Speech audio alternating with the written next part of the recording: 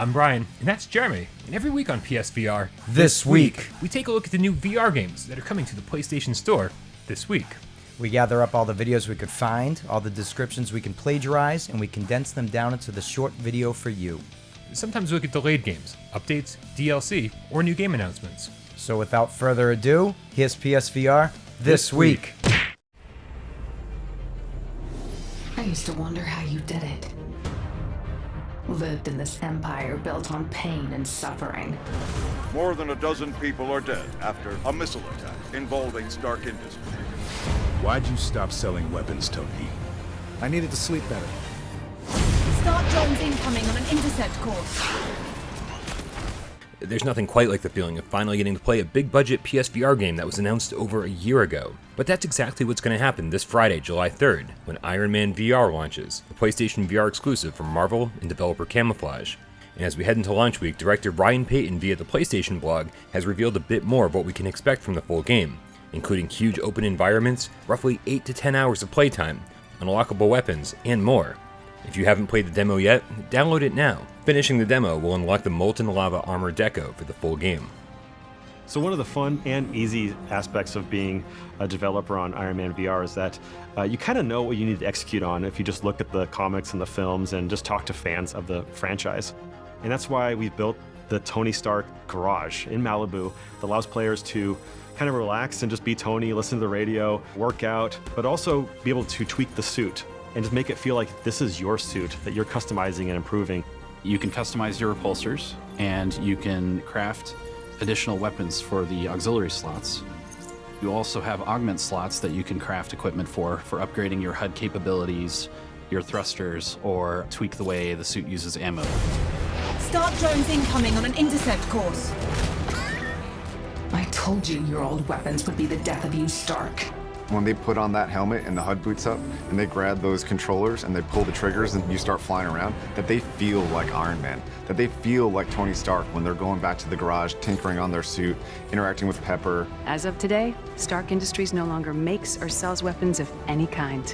I want to tell a story that when players put down the controllers and walk away from the game, they continue to think about a story that's compelling, engaging, and explores the depth of Tony Stark as a character.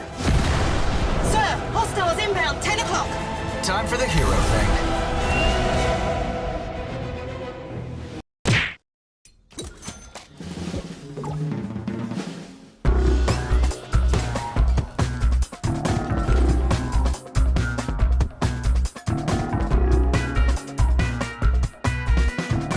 Every week we get questions about Neat Corp's budget cuts from people who missed our announcement of the game's delay a few weeks back. So, just to reiterate, budget cuts is almost here. In fact, it's currently slated to launch next week on PlayStation VR, with the budget cuts arcade DLC included, at no extra cost.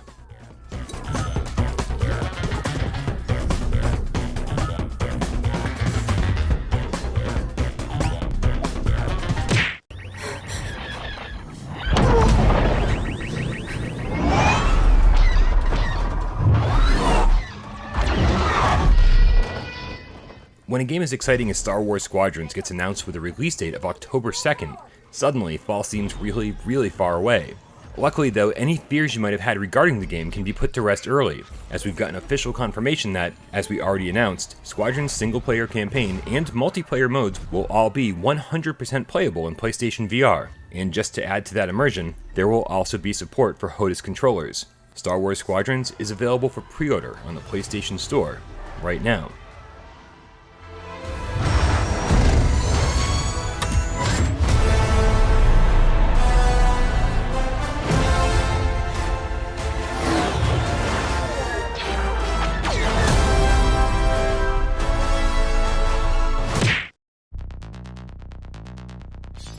Defend yourself.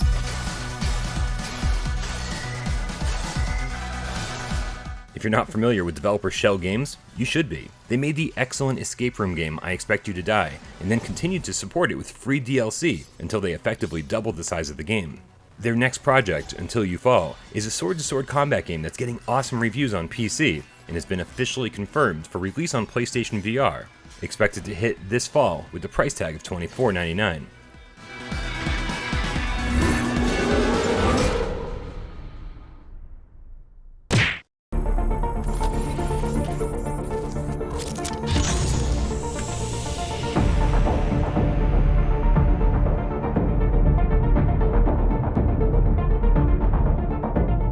First Contact Entertainment's new high-speed competitive first-person shooter, Solaris Off-World Combat, is coming to PlayStation VR later this year. Taking on a new sci-fi motif, it'll feature a good variety of weapons, cross-play support to ensure full lobbies, and of course, as the follow-up to Firewall Zero Hour, will definitely support the aim controller.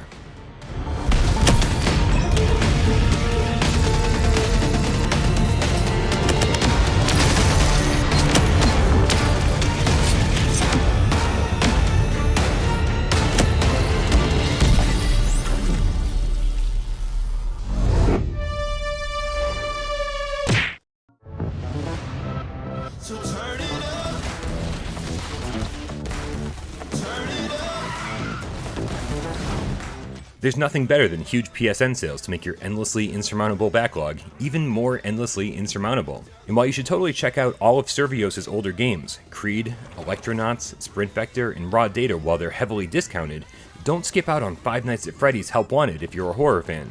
The most shocking title that's on sale though is The Walking Dead Saints and Sinners, that's barely been out for a month and is currently 20% off. The sale ends July 9th.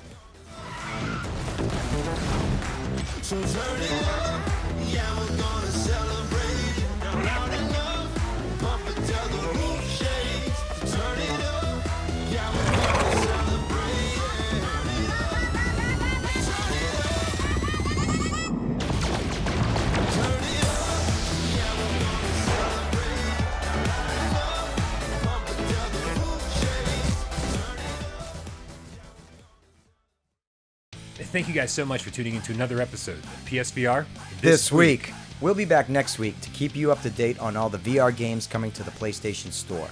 But keep in mind that no one outside of Sony really knows what games are coming when. But we'll do our best to keep you up to date each and every week on PSVR This Week.